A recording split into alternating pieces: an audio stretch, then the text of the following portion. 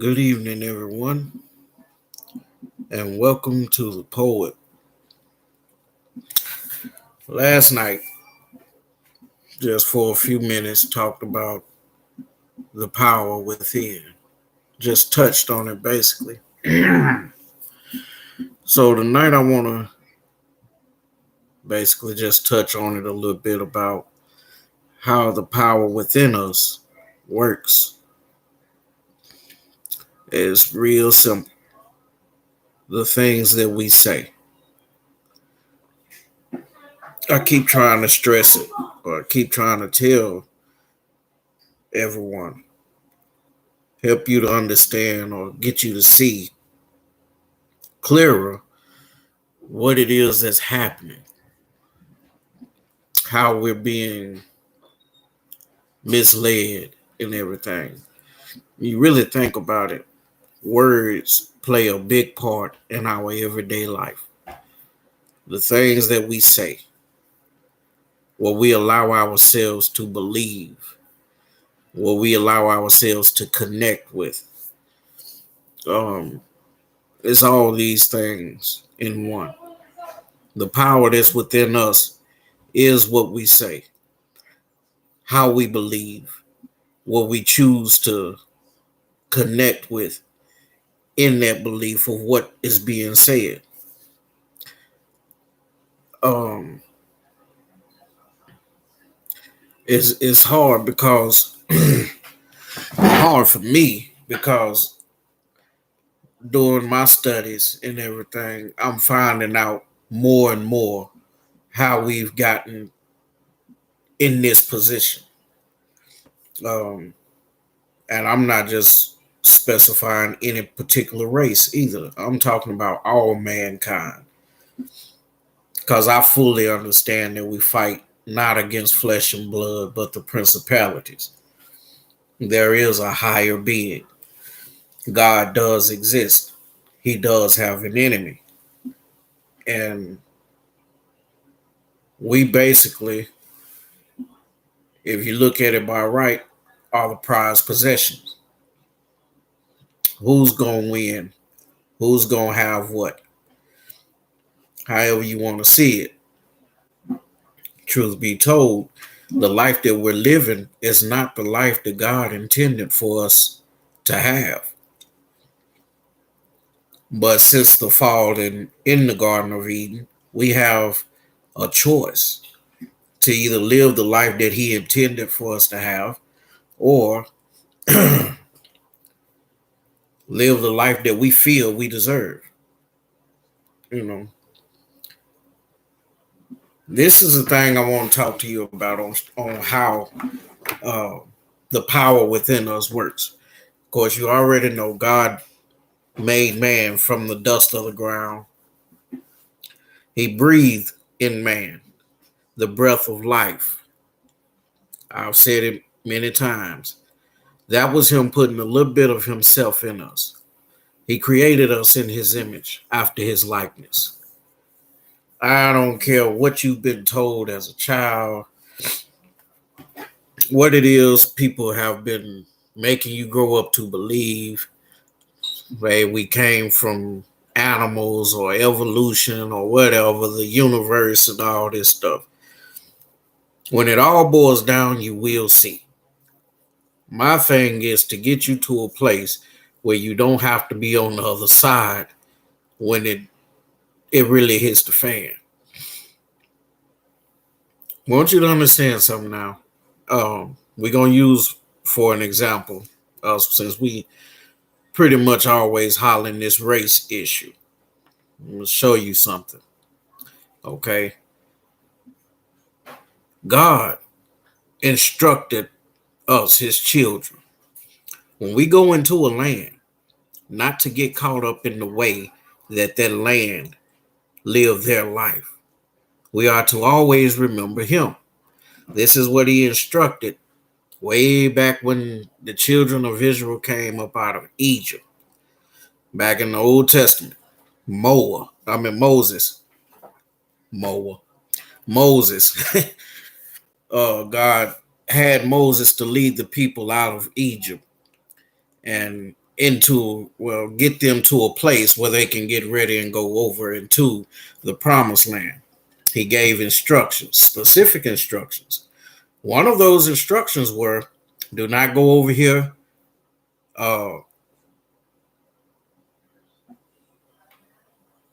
basically taking in their gods, their way of living. Remember the way that I've told you that you are to live your life. And that's the way you go about it. That's the reason why all these laws and stuff, the 10 Commandments came into place, so that we would not forget who we are and where we come from. However, when you think about it, you get into a different land and you subject yourselves to trying to be equal to the people in that land. You want to be equal. You want to have the same rights they got and this and that. That's where you mess up. Because instead of getting it to the point where you know who you are and where you come from and doing it the way that you're supposed to be doing it, you're trying to see their point of view. And once you get caught up into that, then now you have to learn their way. Getting to learning their way puts you in a position to where now you're going against the will of God. Understand this. We're going to talk about the words we speak. I want you all to really think about this. We go to school, right? We learn our ABCs. We learn words. We get the definition of these words. You have words for words that sound alike, spelled completely different. Oh boy. My favorite one to use is morning. Good morning. I've been saying this for the past few years though. When you say good morning, what is good about morning? I understand they told us that morning, depending on the way it's spelled, is the way that it is what it means or whatever. But before you learn how to spell this word, before they taught us the ABCs, the alphabet, we were saying morning. Morning is as in grieving, or morning as in the early part of the day. Whew. It's a way of actually speaking curses upon yourself. You saying you're having a good morning. And then you wonder why later on down the line you start aching and having all these problems within yourself. Remember, what you speak is what you hear. And what you hear starts to form in your mind. And you start to think on these things. Whatsoever a man thinketh, so is he. Should we be judged because of the way that we were taught? It sounds harsh, but it is what it is. You have to learn to go out and seek knowledge for yourself instead of always just taking what somebody else say and run with it. That's a problem that we have. We've been taught by man all our life, not really caring about going out here and getting the education for ourselves. Some of us are way more smarter than we think.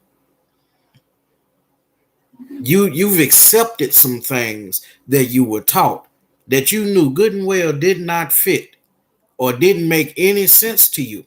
But because they did it that way and it works for them, you figured it's got to be right. Instead of holding your ground and saying, hey, that just don't sound right. I can't do that. That's how we are as people. We get caught up. They got all this. They got that. They must be doing it right. So that's what we go after. And forget about who we are. We like to run around here. Look, let me show you this real quick. If something is broken, it needs to be fixed, right? Why are we always hollering we broke? You ain't got no money, I'm broke. That's a curse you're speaking on yourself. Instead of saying, I don't have any money, or I don't have enough money to help you with that, you say you broke. I'm broke. And then things start to actually break down within you. You come up with some kind of illness. Sound crazy, I know. But when you sit back and you really think about it, the words that we speak is what gets us in trouble. It's not even necessarily the things that we do half the time. It's the words that we speak. Some of the time, we're only acting on what we've said in the past. One of these days, I'm going to go and get this. 10, 15 years from now, you actually go and you get it. Within that time, you ain't thought nothing else about it. But then when you see yourself in a position to where you can get it, you lunge after it. And after you've had it for a while, then you remember, I did say I was going to get that.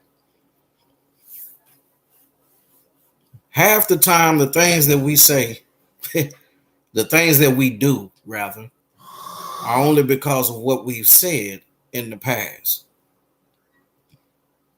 We're more powerful than we think we are. We have more knowledge than we know that we have. Only problem is we're not trying to put it to use. We're not using it in the way it should be used. So what happens? A thought, an idea from someone else or something else comes into play. And it uses our very own power against us. And we allow it. Because we don't exercise the knowledge that we have. We don't use the power that we have in the right way. Therefore, we don't know how to block the negative things. Have you ever noticed a negative person? Always talking negative. Have you ever seen what happens to them?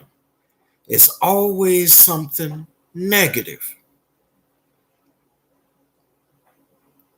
Remember when you were growing up in school, you had the group of people over here, they always speaking positive about themselves. We call them conceited. You think you got it all. You think you it.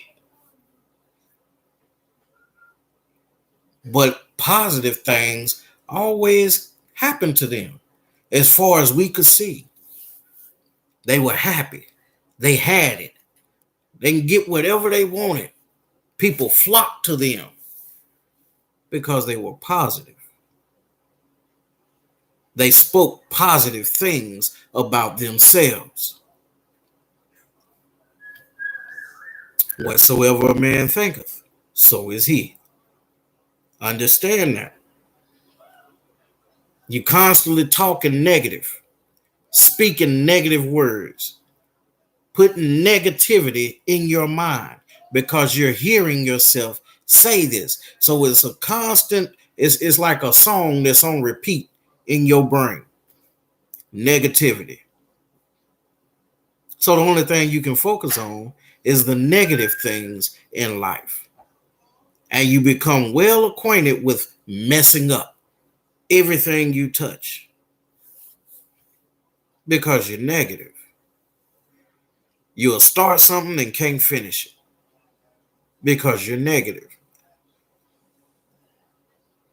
Have a big, bright idea that could actually work if you wasn't so negative. Instead of seeking out the positive in things or looking at the positive in everything around you, you look for negativity. It's not that you see it, you actually look for it. You look for things that's going to be messed up along the way instead of seeking out the things that are positive, the things that will actually work. How can I do this and make it work? Instead of saying that, you're saying, how can I do this? If I do it this way, then this gonna happen. If I do it that way, then that gonna happen. That's negative because you're looking at what's gonna happen negatively. Instead of, if I do it this way, then yeah, I can make that work. If I do it that way, then I can make this work. It's the way that we say things. A lot of times we say it's not what you say, it's how you say it. It's actually what you say. What you say forms and creates patterns, pathways, highways in your life, in your future. It sends you in a certain direction. If you speak negative, you think negative, you head in a negative direction. But if you speak positive, you think positive, you head in a positive direction. You wake up in the morning and say, good morning, because that's how you feel. You woke up in the morning. What were you mourning? Instead of good day. When you wake up in the early part of the day, you say good day. You're setting yourself up to head down a pathway of good things happening in this day because there's nothing negative about what you said. This spiritual realm don't understand your definitions for certain things. It knows mourning is a word of sorrow, grieving. The Bible said, and the day and the night were the first day. It didn't say, and the morning and the night. Now you can go find a what they call them, where they break it down a little bit better to make you understand it in today's language. Keywords, today's language. Understand this. What is God's language? When God spoke and created this world, when all the principalities were formed in this world, what was the words God used? Those are the words you should use. God's word. Christ said, he that loved me will keep my words, not your own understanding of what a word means, but what God said the word means. Weeping may endure for a night, but joy comes in the morning. What that means? We go through the storm. Joy is coming. In the midst of the storm, baby, I'm telling you, we've been deceived. It's not the way that they said it was. You have to read it for yourself. Go into prayer and ask God for this understanding so you understand these words that are being spoken and what he said those words mean, not what this person or that person or a person in position of power said that this word means. What did God say that word mean? Broke. If it's broken, it's broken. It don't mean it's not there. It's just broke. It can be fixed. So how are you broke because you don't have any money? Broke mean it's actually something right here that has been broken. It's cracked, it's split into, it's whatever. That's what broke means. But you say you ain't got no money, so you saying broke. You can put a word in there that don't really make sense in the spiritual realm. So all the spiritual realm know is Something on the inside of you is broke, be it high blood pressure, diabetes, cancer, whatever it is. Stop saying you're broke. We are healed by his stripes. We are forgiven and covered in his blood. Stop accepting sickness into your life. The devil is a lie. By the stripes of the Lord, I am healed. Because as soon as you start accepting that and believing that in your mind, God's word will not come back unto him void. And he said, whatsoever a man thinketh, so is he.